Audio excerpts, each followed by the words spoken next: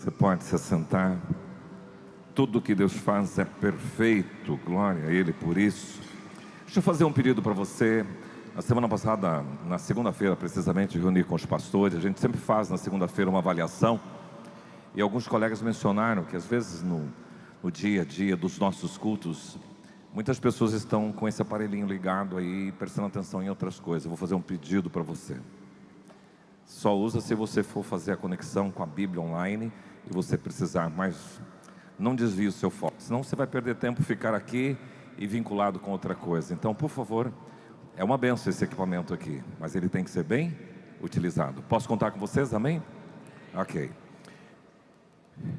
Viver neste mundo não é algo simples e não é de qualquer jeito. Você precisa saber viver de forma correta. Nossa temática tem sido esta aí, na contramão do mundo.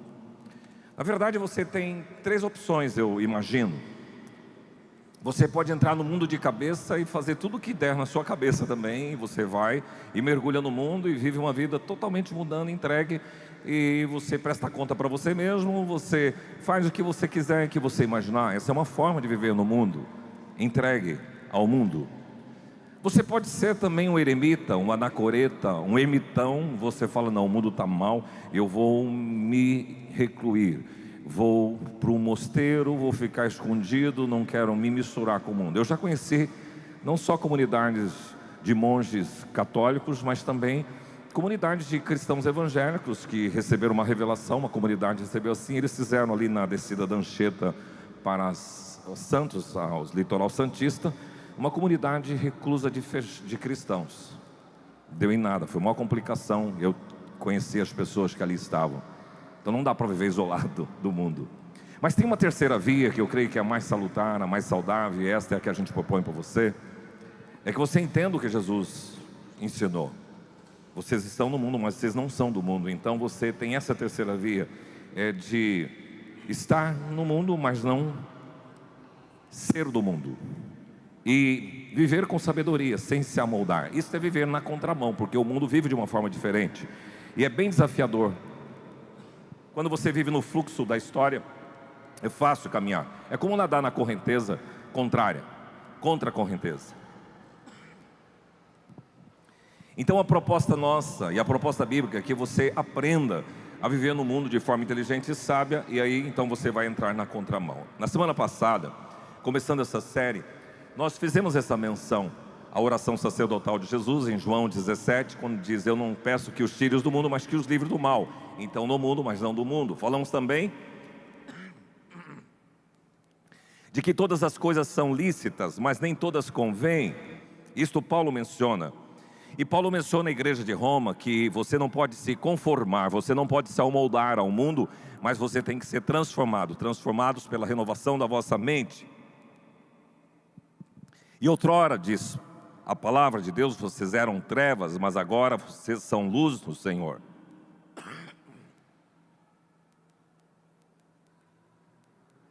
Hoje eu quero convidar você a abrir sua Bíblia em Apocalipse 18, 1 a 5 e pensar, com base nesse texto e no texto anterior de Apocalipse 17, você pode depois dar uma vasculhada comigo, se permanecer com a Bíblia aberta, você vai acompanhar o que eu vou dizer.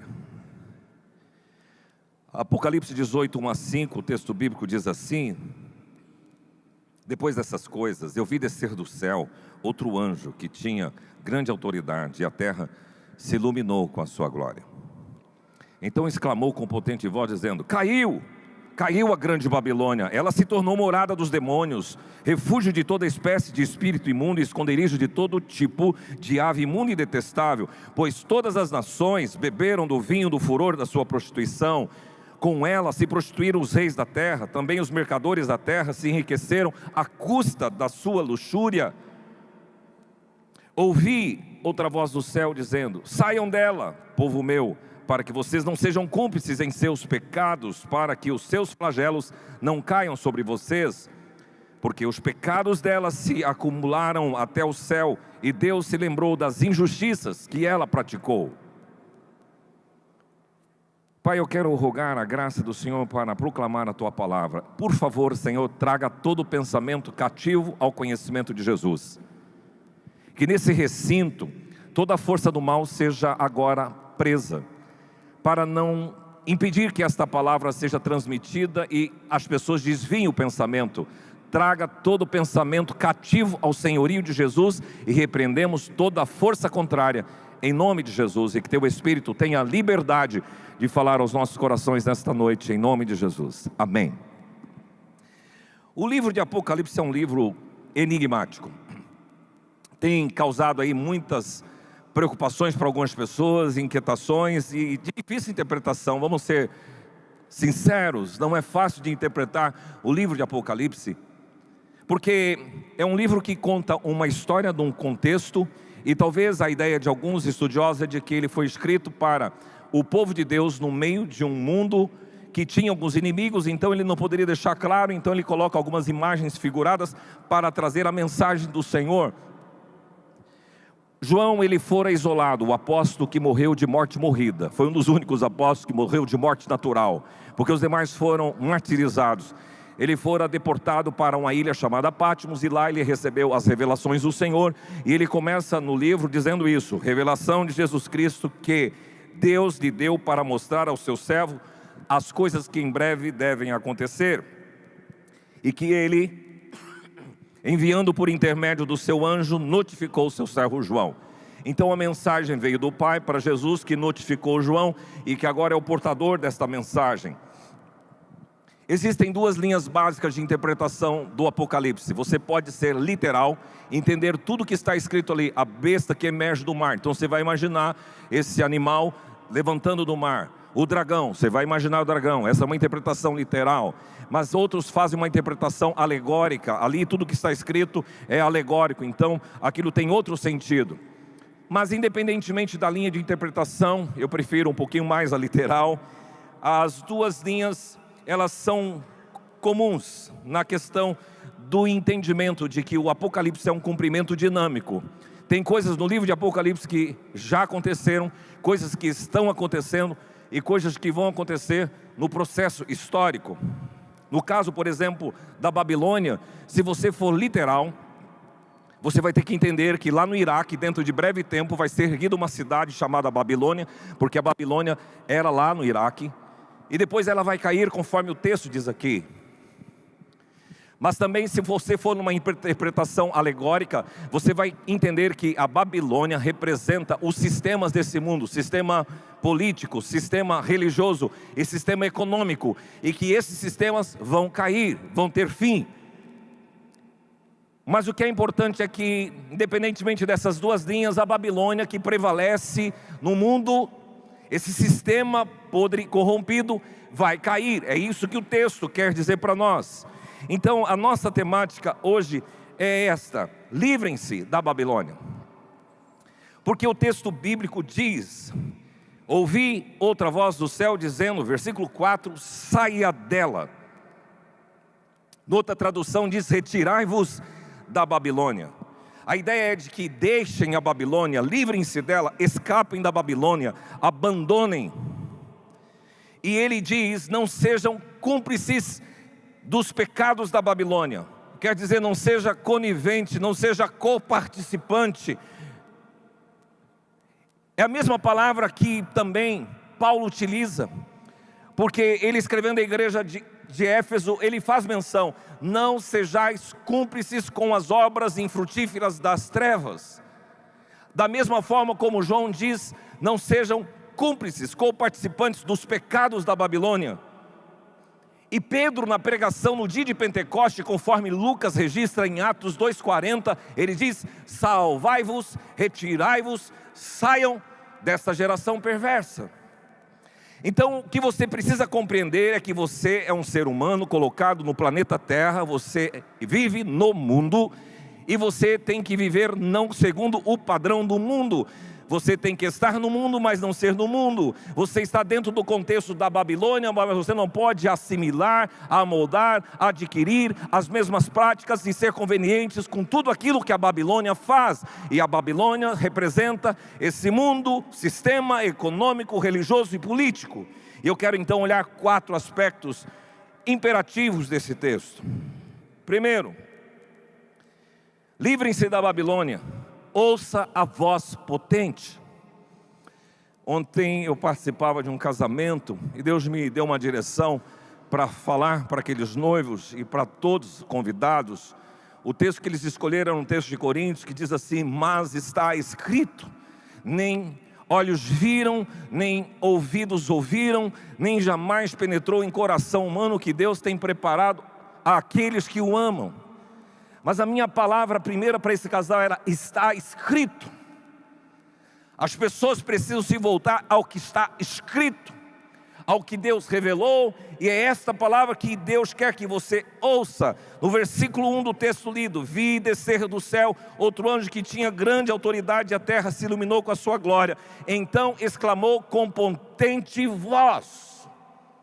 E pela segunda vez, no versículo 4, ouvi outra voz. Então, meu amigo, se você quiser passar ileso dentro da Babilônia, você tem que aprender a ouvir a voz de Deus, a observar o que está escrito. A palavra voz aparece 43 vezes no livro de Apocalipse. A palavra grega é fone. Várias vezes. No início do livro de Apocalipse, nas cartas às 7 igrejas, há uma repetição. Ouça, quem tem ouvidos, ouça o que o Espírito diz às igrejas. Ouça a voz. Quem disse no texto de Apocalipse 18 foi um anjo. Mas no próprio livro de Apocalipse, logo no início, versículo 3 do capítulo 1 diz: bem-aventurados são aqueles que leem, aqueles que ouvem as palavras da profecia. E lá no final do livro, novamente o fone, a voz: e eis que venho sem demora, bem-aventurado aquele que guarda e ouve as palavras da profecia. Então, para você viver neste mundo, você tem que se livrar da Babilônia. Como você vai fazer isso? Ouvindo a voz de Deus, a voz dos anjos do Senhor, a voz dos profetas do Senhor, a voz dos servos de Deus. É assim que você vai permanecer ileso de tudo aquilo que vai acontecer na Babilônia, que está cercando todos nós. Há um salmo muito lindo que é o Salmo 29, quando o autor diz assim: ouve-se a voz do Senhor sobre as águas, troveja o Deus da glória. O Senhor está sobre as muitas águas, a voz do Senhor é poderosa, a voz do Senhor é cheia de majestade, a voz do Senhor quebra os cedros. Sim, o Senhor despedaça os cedros do Líbano, e Ele os faz saltar como um bezerro. Líbano e Sirion como bois selvagens. A voz do Senhor despede chamas de fogo. A voz do Senhor faz tremer o deserto. A voz do Senhor faz tremer o deserto de Cádiz. A voz do Senhor faz dar cria as corças e desnuda os bosques. E no seu templo tudo diz glória. Adilson, por gentileza. A Bíblia é a voz de Deus. A palavra do Senhor tem que ser ouvida. E essa é a palavra que falou àqueles ouvintes do livro de Apocalipse: livrem-se da Babilônia. E a forma correta é ouvindo a voz potente de Deus. Tem muitos ruídos no mundo, tem muitas vozes no mundo. Eu sei que você gasta muito tempo com a rede social.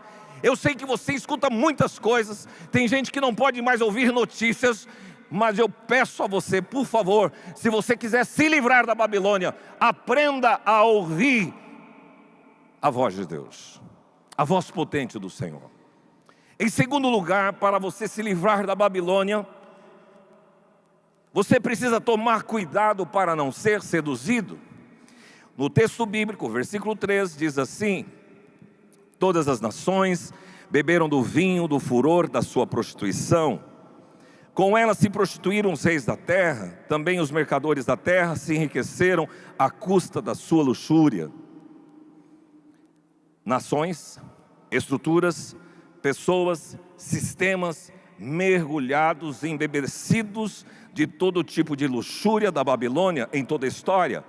O que ele está dizendo é o seguinte, que todas as nações da terra, que todo mundo está bebendo desse vinho do furor da prostituição da Babilônia. E todos os reis da terra se prostituíram com ela. E os mercadores, então sistema econômico, sistema de governo, todos contaminados por causa da prostituição, por causa da luxúria da Babilônia. A questão da sedução é antiga.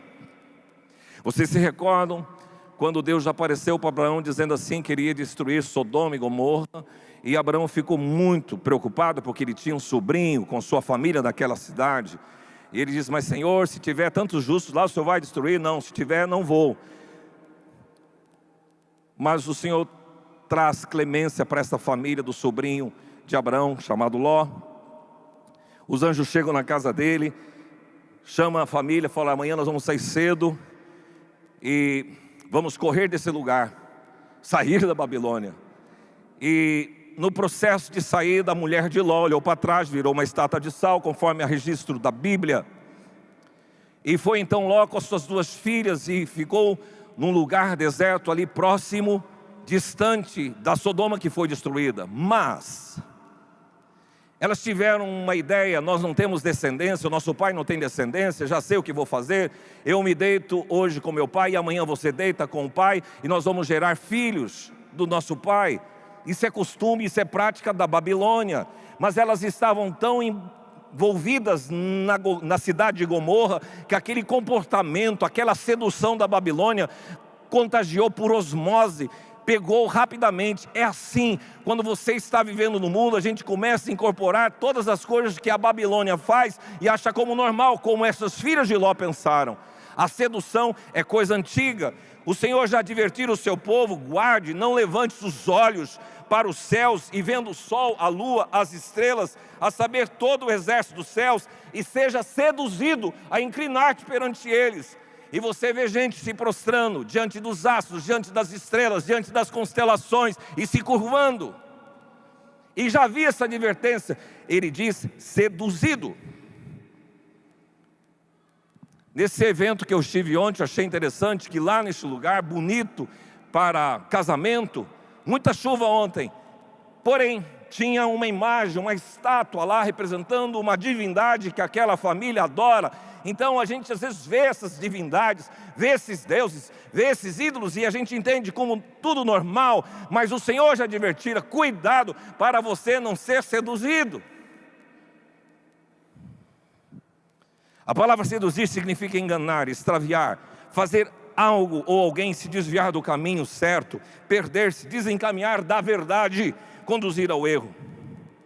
É aquilo que Salomão, escrevendo no livro de Provérbios, ele diz: cuidado, moço, com a mulher adúltera, porque ela seduz com as suas muitas palavras e com as lisonjas dos seus lábios. Não brinquem com a sedução, homens, mulheres, jovens, por favor. A sedução é história antiga e ela quer enganar você e desviar você do caminho reto. É isso que significa.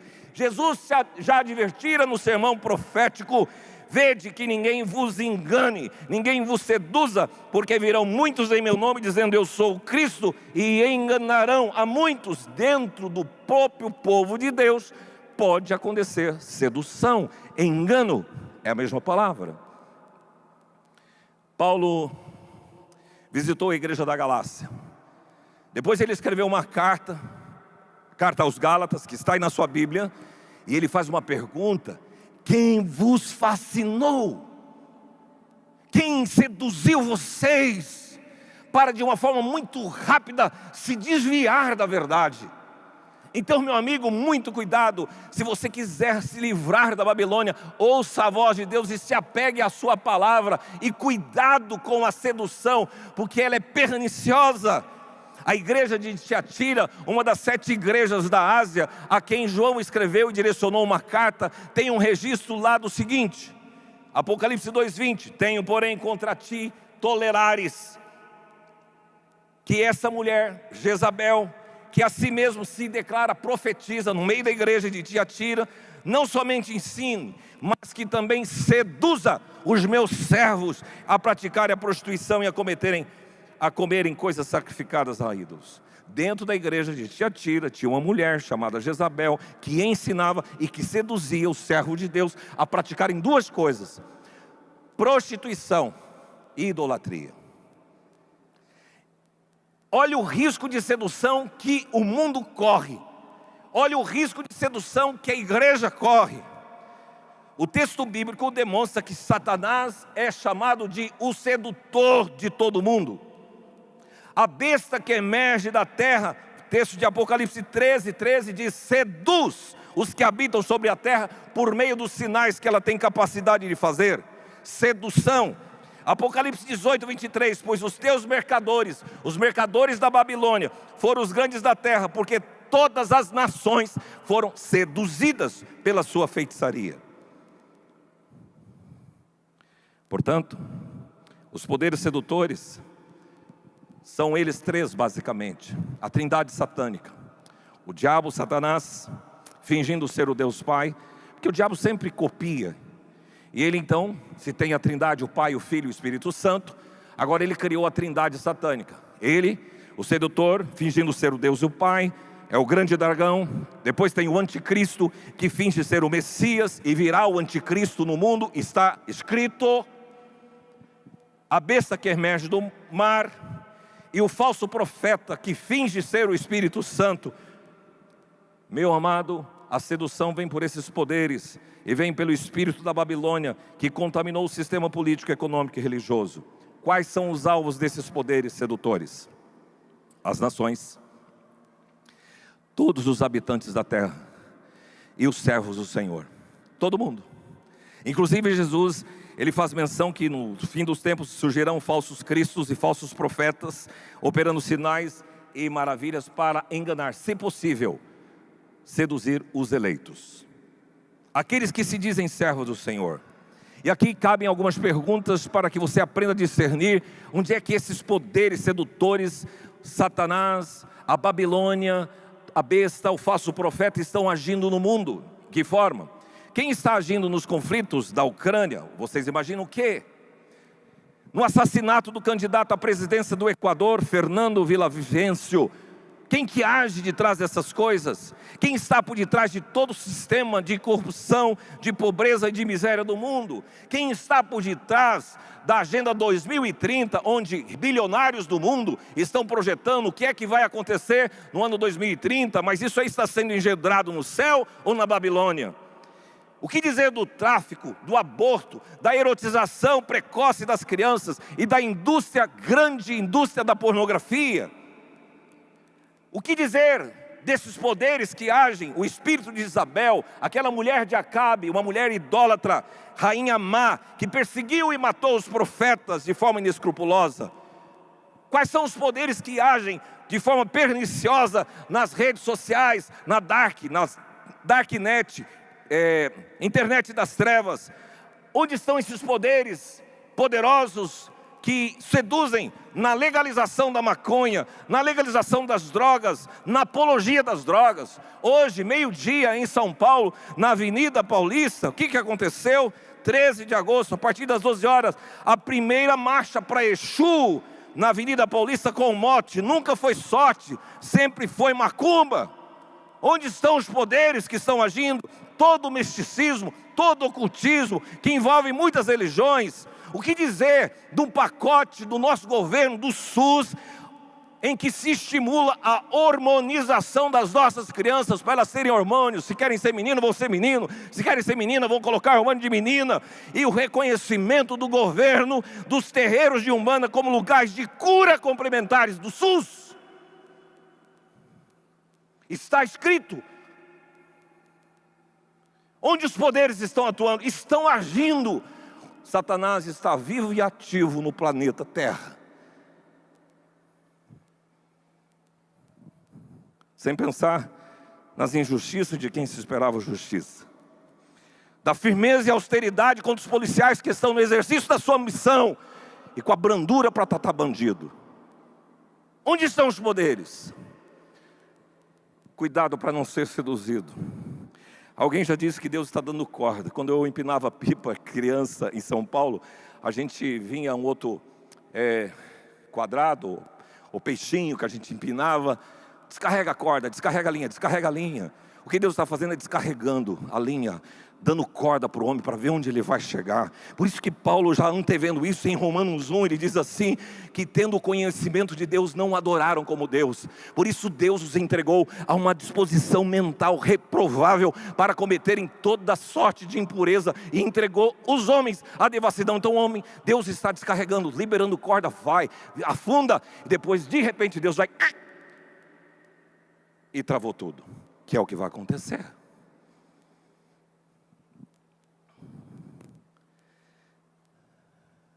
Tessalonicenses diz que Deus lhes manda a operação do erro para darem crédito à mentira. Deus permite isso. Entrega o homem à devassidão, vamos ver onde vocês vão chegar. Olha que coisa curiosa na história. O povo de Deus, ele foi levado para a Babilônia. Por 70 anos, o povo permaneceu na Babilônia. Que ironia de Deus. Vocês querem Babilônia? Então vamos ficar lá. E ficaram 70 anos. Subordinados, submissos, oprimidos pelos babilônicos. Por isso, livrem-se da Babilônia. Ouça a voz potente de Deus. Segundo, cuide para que você não seja seduzido. Em terceiro lugar, não se iluda. A Babilônia terá fim. Ah, você que gosta tanto do mundo, o mundo tem coisa boa. Eu já diferenciei para vocês. O mundo, dá para a gente perceber, o mundo criado por Deus é lindo, é maravilhoso. Coisas lindas que Deus fez, as paisagens, os países, as praias, os vales, os montes, as cavernas, os pastos, a botânica. Hoje no Globo Rural passou Buller Marx, e a obra que ele fez, o trabalho mexendo com orquídeas, mexendo com palmeiras, mexendo com bromélias, um monte de coisa. Isso é um mundo lindo de Deus, mas não é esse mundo que a Bíblia descreve que jaz no maligno, mas é o mundo do sistema, dos relacionamentos, das relações internacionais, da economia, da religião. O que é a Babilônia? Quando você olha para o texto de Gênesis 10, 8, diz que Nimrod foi gerado por Cush, e esse Nimrod começou a ser poderoso na terra. Ele foi valente caçador diante do Senhor, daí se dizer, como Nimrod, poderoso caçador diante do Senhor. O princípio do reino de Nimrod foi Babel, na terra de Sinar, atual Iraque, de onde Abraão saiu. Nimrod significa rebelião, valente. Ele era bisneto de Noé. Babel é o mesmo que no grego Babilônia, que é Babilônia, que significa confusão. Babel foi um projeto humano. Vamos fazer o nosso nome célebre. É interessante que essa é a proposta daqueles que construíram a Torre de Babel. Vamos fazer o nosso nome célebre. E isso é um projeto humano. Isso é um projeto da alma. Isso é um projeto carnal. E Deus interviu no projeto de Babel. Era um projeto forte, uma ideia inteligente, uma realização humana, mas um projeto carnal. E Babilônia é denominada nas escrituras sagradas da rainha das meretrizes e das abominações da terra. Então tudo que tem a ver com sensualidade, com abominação, está relacionado com a Babilônia. Mas o veredito está decretado. Apocalipse 14, 8, o anjo já tinha declarado, caiu a grande Babilônia, que tem dado de beber a todas as nações do vinho da fúria e da sua prostituição. E agora em Apocalipse 18, 2, essa voz potente chega e diz, caiu a Babilônia. Cair significa pereceu, encerrou, desapareceu, cessou, perdeu a força, foi destituída pelo poder da morte. O que eu queria comunicar a vocês é que você que quer se livrar da Babilônia, saiba que um dia a Babilônia vai cair. E o que está vinculado? O juízo vai vir sobre os poderes sedutores. Haverá a derrocada, a destruição do falso profeta, a besta que emerge da terra. A derrocada do diabo, sedutor de toda a terra, vai ficar preso. A derrocada do anticristo, que Jesus aniquilará com o sopro da sua boca, conforme Tessalonicenses 2:8, a segunda carta. A derrocada da Babilônia, versículo 8 de 18, Apocalipse diz o seguinte, em um só dia, sobrevirão os seus flagelos, morte, pranto e fome, e será consumida no fogo, porque poderoso é o Senhor Deus que a julgou. Então um anjo forte levantou uma pedra como grande pedra de moinho, arrojou-a para dentro do mar, dizendo: assim com ímpeto será arrojada a Babilônia, a grande cidade, e nunca mais será achada. A voz dos arpistas, dos músicos, dos tocadores de flautas, dos clarins, jamais em ti, Babilônia, se ouvirá, nem artífice algum de qualquer arte, jamais em ti se achará, e nunca mais em ti se ouvirá o ruído da pedra de moinho, lugar de trabalho. Também jamais brilhará a luz da candeia, nem voz de noivo ou de noivo, jamais em ti se ouvirá. Pois os teus mercadores foram os grandes da terra, porque todas as nações foram seduzidas pela tua feitiçaria, e nela se achou o sangue de profetas, de santos, de todos os que foram mortos sobre a terra. Caiu, finish. A Babilônia está com seus dias contados. Se você que confia tanto nesse sistema do mundo, vai entrar em colapso. O dia da prestação de contas virá. O Senhor fará uma intervenção nesse sistema. A Babilônia será interceptada.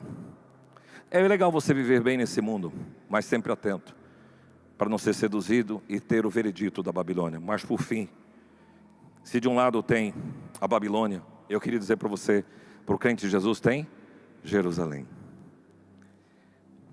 Versículo 4 diz: ouvi a voz do céu dizendo: saiam da Babilônia, meu povo, para que vocês não sejam cúmplices em seus pecados, e para que os seus flagelos não caiam de vocês. Quando você folheia as Escrituras, Apocalipse 19 já começa a falar da descrição do novo céu e da nova terra. Se de um lado então está a Babilônia, do outro lado Jerusalém. Jerusalém, herança da paz. Uma palavra que tem em sua raiz os termos hebraicos equivalentes a temor de Deus e perfeição. Jerusalém é uma cidade sagrada para 3 maiores religiões do mundo: para o islamismo, para o judaísmo e para o cristianismo. Para o islamismo é a 3ª maior cidade, porque as 2 outras são Medina e Meca. Jerusalém é vista como centro hoje de todo mundo, e você vê que todas as coisas que acontecem no mundo profético têm a ver com Jerusalém. Domingo agora, estamos indo com um grupo de 49 pessoas para o Egito e para Israel. E um dos lugares prediletos de se conhecer é Jerusalém. A 3ª vez que eu vou lá. E uma coisa que tem um detalhe interessante: quando você muda de fronteira do Egito para Israel, há um clima diferente naquele lugar. Por quê? Nova Jerusalém, a cidade do rei. O texto de Apocalipse 21 diz: eu vi novo céu e nova terra, e vi também a cidade santa, a nova Jerusalém, que descia do céu. E eis o tabernáculo de Deus com os homens, Deus habitará com eles, e eles serão povos de Deus, e Deus mesmo estará com eles, e lhes enxugará toda lágrima, e a morte já não existirá, já não haverá luto, nem pranto, nem dor, porque as primeiras coisas passaram. Babilônia caiu e Jerusalém apareceu. O vínculo do povo de Deus não é com a Babilônia. O vínculo do povo de Deus é com Jerusalém. Se Deus permitir, vou ouvir muito essa canção ainda, que na minha juventude cantava. Dizia assim: em um novo caminho estou, graças ao grande rei que eu vou, caminhando para chegar e com o Salvador estar. Ruas de ouro eu pisarei e do sol não precisarei, pois a glória do meu Deus a cidade iluminou. Para Nova Jerusalém eu caminhando vou, sim eu vou. Lá no céu dor não haverá, toda lágrima cessará, pois no reino de Jesus só existe amor e paz. E qual é a tua condição? Do Senhor você já tem o perdão e a certeza de viver para sempre com o Rei. Velório de crente. A gente chora pela partida, mas a gente celebra a estada com o Senhor, a estadia com Deus.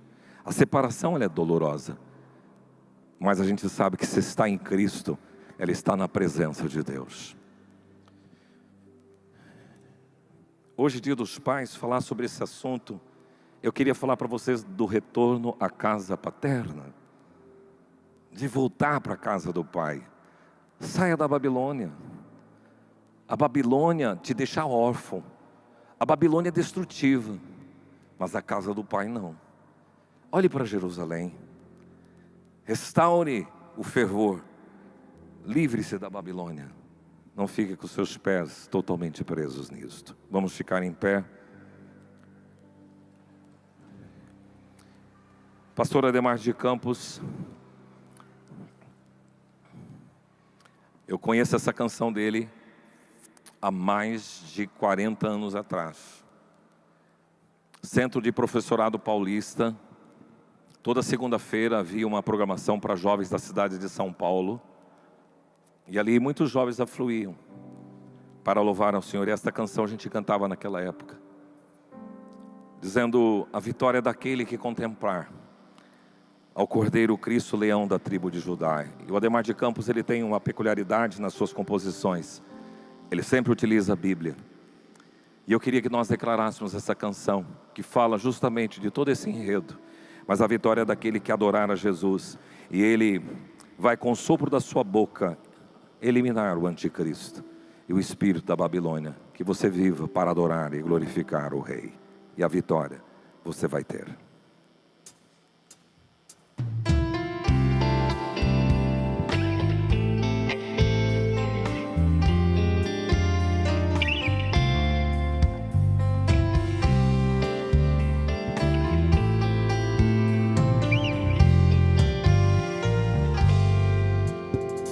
A vitória é daquele que contemplar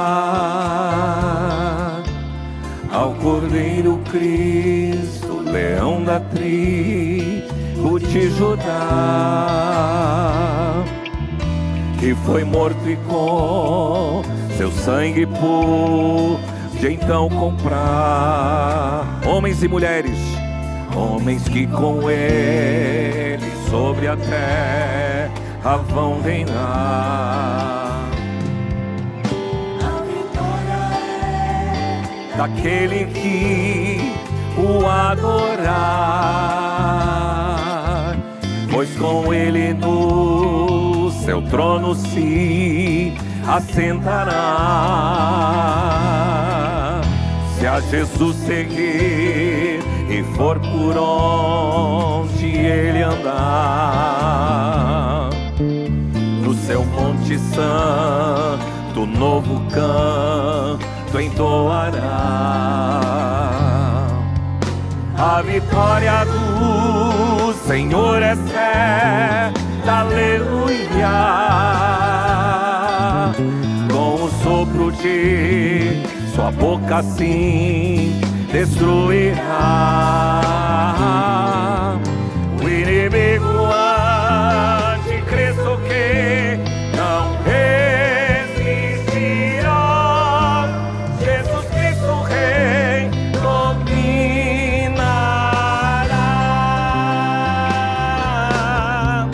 A vitória do Senhor é certa, aleluia. Sopro de sua boca sim destruirá o inimigo anticristo que não resistirá. Jesus Cristo Rei dominará. Vamos lá do início. A vitória é daquele que o contemplar ao Cordeiro Cristo, leão da tribo de Judá, que foi morto e com seu sangue pôde então comprar homens que com ele sobre a terra vão reinar. Também a vitória é daquele que o adorar, com ele no seu trono se assentará. Se a Jesus seguir e for por onde ele andar, no seu monte santo, tu entoará forte. A vitória do Senhor é certa, aleluia. Com o sopro de sua boca assim destruirá o inimigo anticristo que não resistirá. Jesus Cristo Rei dominará.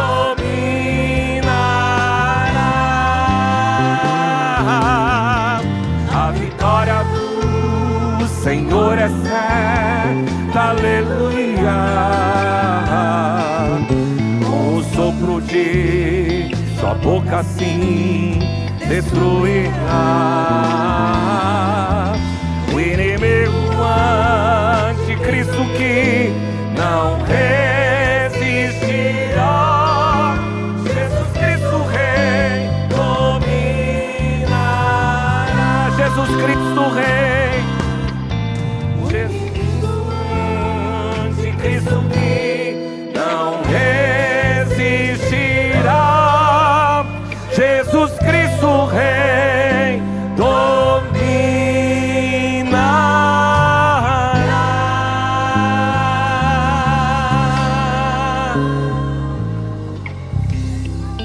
Seja assim, Senhor, sobre a tua igreja, sobre o teu povo, sobre todos que estão aqui. Pai, o Senhor tem sido muito claro com o teu povo. Livrem-se da Babilônia, ela vai ter fim, ela vai cair. Não se prenda a este mundo, não se prenda a Babilônia, mas ouça a voz do Senhor. Cuide para não ser seduzido. Senhor, que os teus filhos estejam focados na Nova Jerusalém. Que seja assim em nome de Jesus. Amém, amém. Você pode se sentar.